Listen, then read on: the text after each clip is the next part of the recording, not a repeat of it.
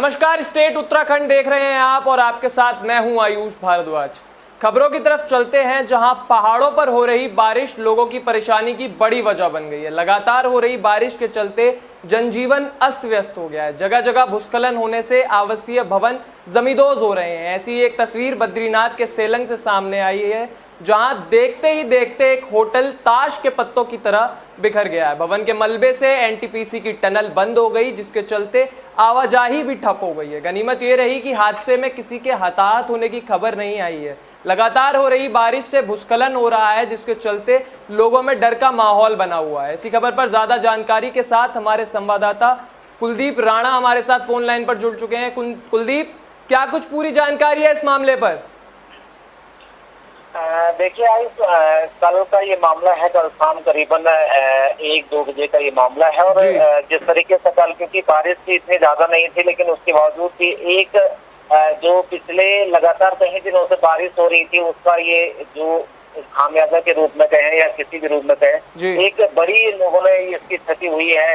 एक जो बद्रीनाथ राष्ट्रीय राजमार्ग पर जोशीमठ से पहले हेलम के पास ये जो भवन था, रघुवीर लॉज के नाम से ये एक होटल था। ये दोपहर में ढह ढहा कर पूरी तरह से ताश के पत्तों की तरह बिखर गया। उससे पहले क्योंकि लोगों को इतना अनुमान नहीं था कि इस तरह से भरी दोपहरी में ऐसा हादसा हो सकता। अगर गनीमत ये रही कि रात का समय नहीं रहा और उस भवन में वो समय कोई लोग नहीं थे, क्योंकि पहले ही उसके नीचे से भूस्खलन हो रहा था, तो लोगों ने पहले ही उस भवन को खाली कर दिया था। अन्यथा एक बड़ी अनहोनी यहाँ पे देखने को मिल सकती थी, लेकिन ये गनीमत रही, वहाँ पे कोई भी नहीं था, वो समय पहले ही खाली करवा दिया जा चुका था। लेकिन इसके निचले वाले इलाकों में अगर हम बात करें तो एनटीपीसी जो वहाँ पे जल विद्युत परियोजना का काम कर रही है जो कंपनी, उसकी टनल बंद हो गई है इसके मलबे से, और काफी उनको नुकसान वहाँ पे झेलने को मिला है। जबकि उसके आसपास जो आबादी इलाका था,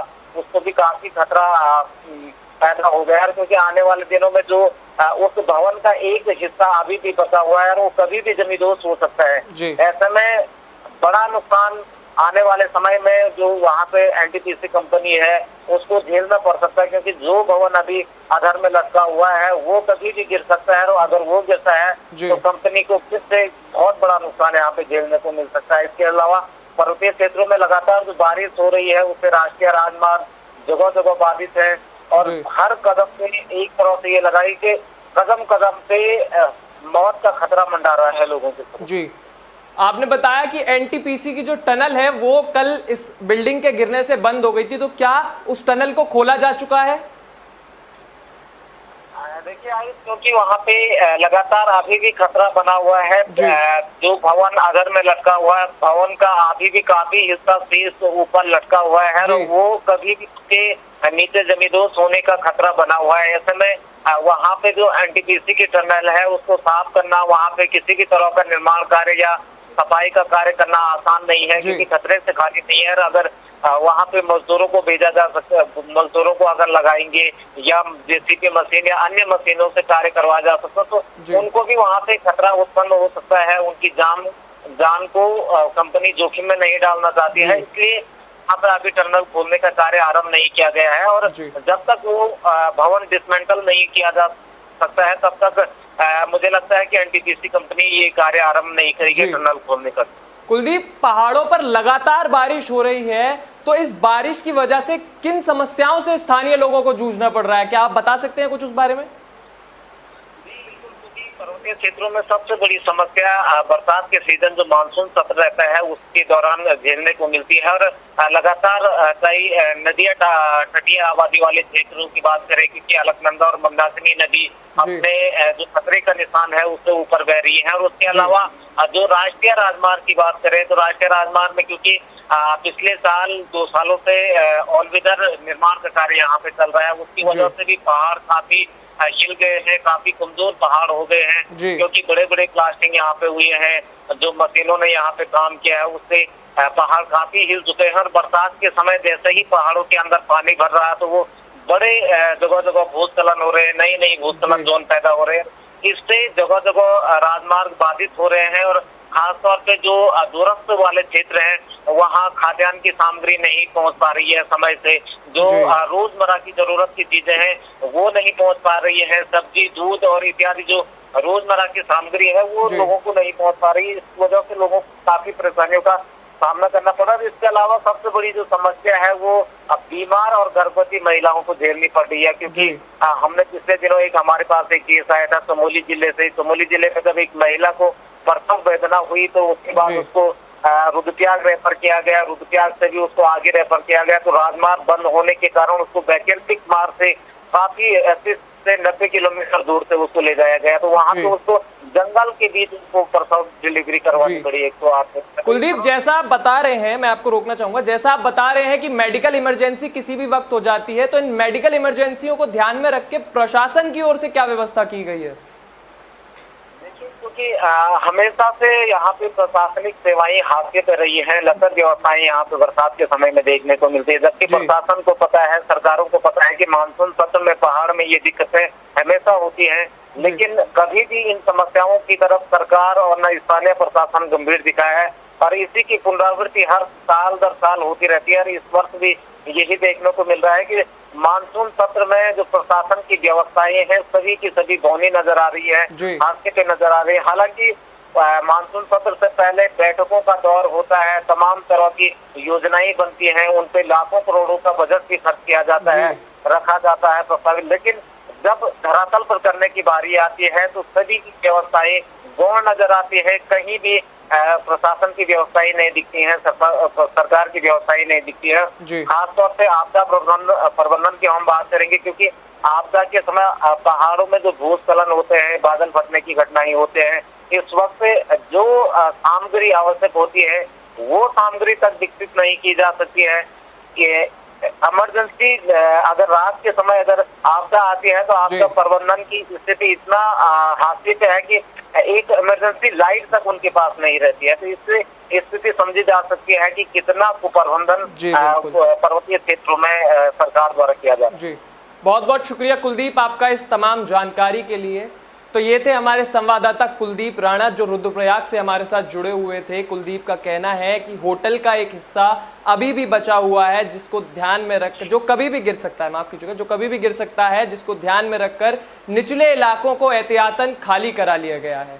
चलिए अगली खबर की तरफ बढ़ते हैं, जहां बाजपुर नगर पालिका में कार्यरत दैनिक वेतन कर्मचारियों की हड़ताल अब जोरों पर है। प्रदेश सरकार से स्थायी कर्मचारी बनाए जाने की मांग को लेकर एक सप्ताह से ये लोग काम बंद हड़ताल कर रहे हैं। वहीं दैनिक वेतन कर्मचारियों ने 9 अगस्त तक स्थायी नहीं होने पर 10 अगस्त को सामूहिक आत्मदाह करने की चेतावनी तक सरकार को दे डाली है।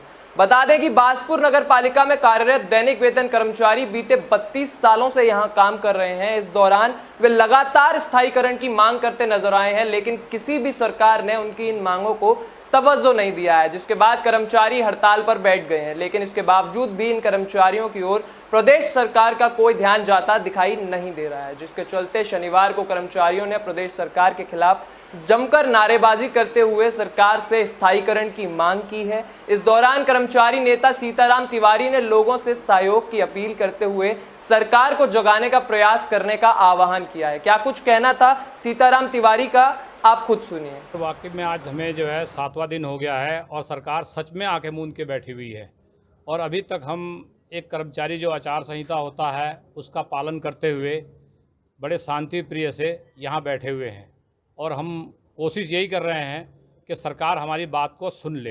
वाकई में आज हमें जो तो दैनिक वेतन कर्मचारी एक हफ्ते से काम बंद हड़ताल करे हुए बैठे हैं, तो वहीं इस हड़ताल का समर्थन देने के लिए अब किसान भी आगे आने लगे हैं। बाजपुर नगर निगम में दैनिक वेतन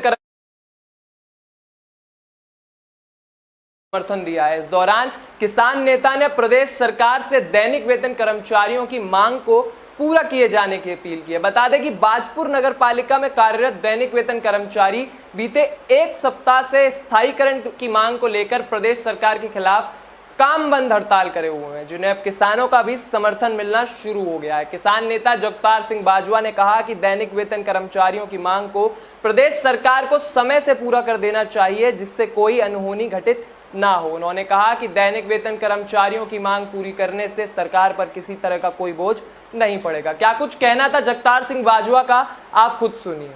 मुझे लगता है कि शायद सरकार ने गंभीरता से सोचा नहीं है, क्योंकि इनकी जो मांग है वो इतनी वाजिब और जायज़ है कि उसमें ना तो सरकार को एक्स्ट्रा कोई बर्डन पड़ रहा है आर्थिक, किसी भी तरीके का सरकार को एक्स्ट्रा एफर्ट नहीं करना पड़ रहा। उसके बावजूद भी अगर कर्मचारियों को आज आत्मदाह की धमकी देने की स्थिति में आना पड़ रहा है, और ये बहुत ही दुर्भाग्यपूर्ण है।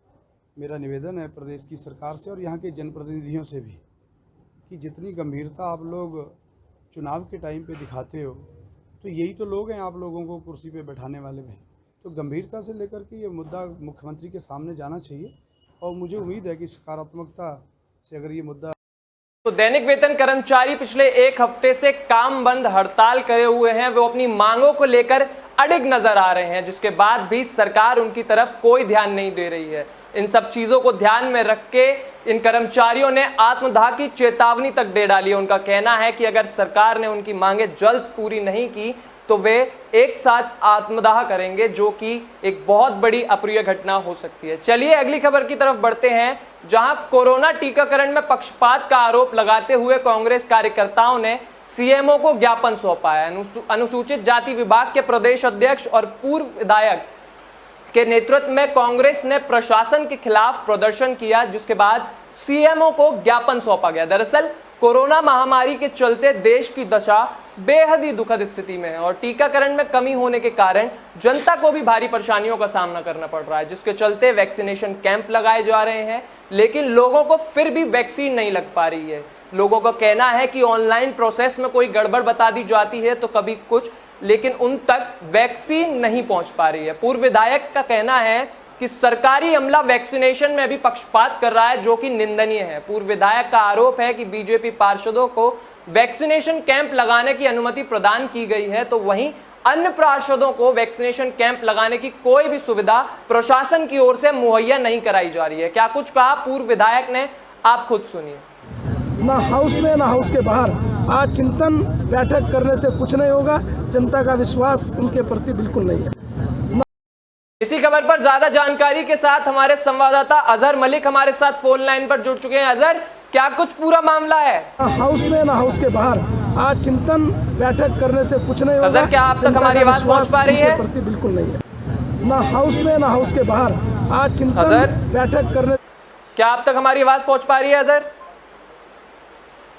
संपर्क टूट जाने के कारण हम अपने संवाददाता से संपर्क नहीं कर पा रहे हैं। चलिए अगली खबर की तरफ बढ़ते हैं, जहां अंडरपास की बनाने की मांग को लेकर राष्ट्रीय मानवाधिकार कमेटी ने भगवानपुर में प्रदर्शन किया। आमजन की समस्याओं के चलते भगवानपुर फाटक पर अंडरपास बनाए जाने की केंद्र और राज्य सरकार से मांग की गई है। दरअसल भगवानपुर में रेलवे फाटक पर अमूमन काफी आवाजाही रहती है, लेकिन फाटक बंद होने के बाद वहां लंबी कतारें देखने को मिल रही हैं, जिसके चलते स्थानीय लोगों को काफी परेशानियों का सामना करना पड़ रहा है। इसी समस्या पर संज्ञान लेते हुए उत्तराखंड ह्यूमन राइट्स कमेटी के डिप्टी कन्वीनर ने प्रशासन को पत्र लिखकर अंडरपास बनाए जाने की मांग की, जिससे लोगों को आगे चलकर परेशानियों का सामना ना करना पड़े। उन्होंने राज्य सरकार से अपील की है कि इस मामले पर जल्द से जल्द संज्ञान लेकर अंडरपास का काम शुरू करवाएं, क्योंकि मेडिकल सुविधाओं को लेकर भी काफी दिक्कतें लोगों को झेलनी पड़ती हैं अंडरपास ना होने के कारण। जब फाटक लंबे लंबे समय तक बंद हो जाता है तो काफी लंबी कतारें इस फाटक पर देखने को मिलती हैं, जिसके चलते स्थानीय लोगों को काफी परेशानी देखने को मिलती है। क्या कुछ कहना था डिप्टी कन्वीनर का, आप भी सुनिए। और 5 मिनट बाद आना पड़ता है, जब भी आएंगे फाटक बंद ही मिलेगी। हर खड़े रहो 10 घंटे तक, चाहे खांसी की दवाई लेनी है, किसी की भी लेनी, थोड़ी सी दिक्कत हो तो आना बंद ही मिलती है। बहुत ज़्यादा प्रॉब्लम है इसकी। बीमार हो से भारी परेशानी। हाँ, बहुत ज़्यादा दिक्कत है। क्या मांग करते हैं? या तो अंडरपास बने या फिर कोई पुल बने, जल्दी से जल्दी कार्रवाई हो उस पर। ह्यूमन राइट्स कमीशन के डिप्टी कन्वीनर ने राज्य और केंद्र सरकार को लोगों की सहूलियत को ध्यान में रख अंडरपास को जल्द से जल्द तैयार करवाने की मांग के साथ एक पत्र लिखा है। चलिए अगली खबर की तरफ बढ़ते हैं, जहां उत्तरकाशी जिला मुख्यालय से लगे लक्षेश्वर में रूट स्टॉक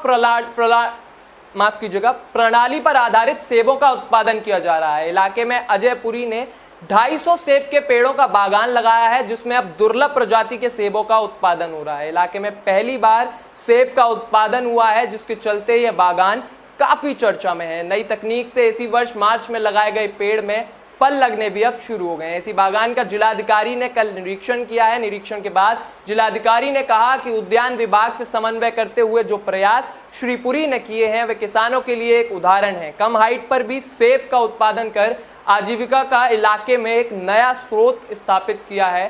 क्या कुछ कहना था मयूर दीक्षित जिलाधिकारी का, आप सुनिए।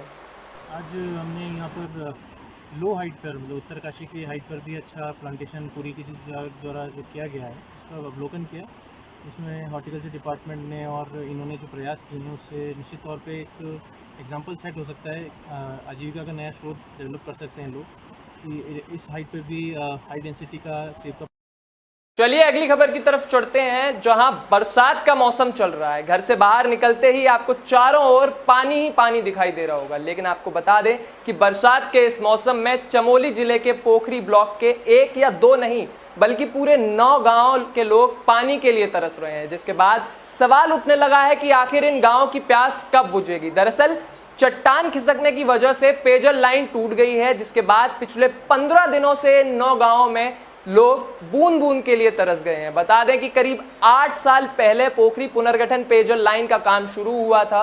30 किलोमीटर की लंबी इस पेयजल लाइन के निर्माण पर 16 करोड़ रुपए खर्च हुए थे। इस पाइपलाइन से पोखरी ब्लॉक के 9 गांव में पानी की सप्लाई होती थी, जो कि अब टूट गई है। लेकिन बारिश के कारण जब जंगलों में चट्टान खिसकी तो उसकी वजह से पाइपलाइन क्षतिग्रस्त हो गई, जिसके बाद से ही लोगों को पानी के लिए कई किलोमीटर दूर जाना पड़ रहा है। स्थानीय लोगों ने मामले को लेकर पोखरी जल संस्थान की कार्यशैली पर सवाल खड़े किए हैं और आरोप लगाया है कि विभाग ने योजना के निर्माण में घटिया सामग्री का इस्तेमाल किया, जिसके चलते इतनी जल्दी ये पाइपलाइन टूट गई। पानी के तेज प्रेशर होने से पाइप कई बार फट जाते हैं और पानी की सप्लाई ठप पड़ी रहती है, ऐसा आरोप स्थानीय लोगों ने लगाया है। अब सवाल उठता है कि अगर 16 करोड़ रुपए से पेयजल लाइन का निर्माण होने के बाद भी लोगों को प्यासा रहना पड़ रहा है तो फिर इसका जिम्मेदार कौन है। और उससे भी बड़ा सवाल यह है कि अगर पेयजल लाइन टूट भी गई है तो फिर उसकी मरम्मत क्यों नहीं की जा रही है। क्या कुछ कहना है स्थानीय लोगों का, आप खुद सुनिए। पुनर्गठन योजना जो है ये आजकल हर साल बरसात में जो है क्षतिग्रस्त होती रहती है। तो विभाग में तो मेरा कहना ये है कि विभाग को जो पुरानी जो है लाइन है यहाँ जो पोखरी में, तो उसकी मरम्मत उन्हें पहले से ही करनी चाहिए, न कि पुनर्गठन योजना जो है पानी की जो योजना है वो क्षतिग्रस्त होने के बाद उस पर ध्यान देना चाहिए।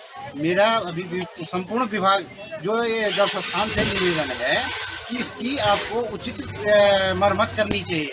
योजना लगभग 10-12 दिन से बंद पड़ी हुई है और हाहाकार मचा हुआ है पानी के लिए। हमारा कहना ये है कि पोखरी पुनर्गठन योजना अगर क्लाउड बस्ट के कारण बंद हुई है तो पुरानी योजनाओं से 4 साल पहले पोखरी पुनर्गठन योजना पर पानी चालू हुआ था, उससे पहले जिन योजनाओं से पानी दिया जा रहा था उन योजनाओं का रखरखाव विभाग द्वारा क्यों नहीं किया गया। 4 साल पहले तक जो पानी दिया जा रहा था उतना भर पानी भी दे देते तो इस संकट की घड़ी में कुछ न कुछ राहत मिलती। लेकिन पुरानी योजनाओं का बंद पड़ा होना, पोखरी पुनर्गठन योजना देवी आपदा की भेंट चढ़ी है, उस पर तो बहुत ज्यादा चीजें बोलने की नहीं है। ऐसी तमाम बड़ी खबरों के लिए बने रहिए हमारे साथ। नमस्कार।